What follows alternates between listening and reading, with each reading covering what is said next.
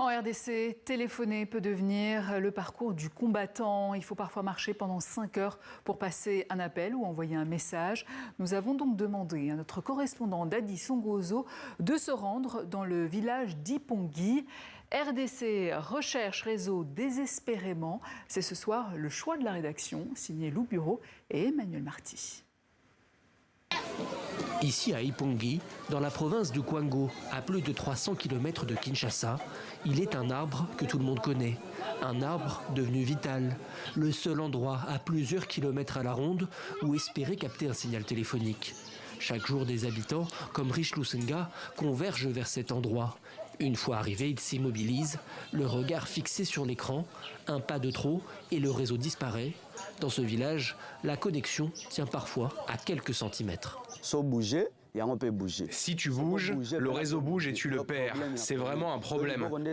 Quand tu as mal au bras, tu lâches le téléphone un moment pour détendre le bras, puis reprendre le même exercice de recherche du réseau. Il arrive qu'il n'y ait pas de réseau pendant 3 ou 4 jours, puis le réseau se rétablit. Ce n'est pas un réseau permanent. Pas un réseau fixe, car l'antenne relais est à 300 km de là. Dans ces conditions, échanger avec ses proches prend souvent des allures de parcours du combattant. Spag Bakwalona a marché pendant plusieurs heures avant d'arriver dans le village.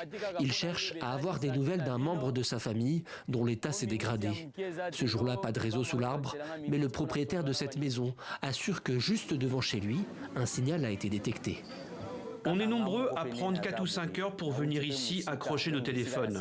J'ai moi-même mis 5 heures pour venir effectuer des appels ici. Nous demandons au gouvernement de nous aider dans notre secteur de Lufuna, au village Ipongi. Nous souhaitons que l'on nous place une antenne.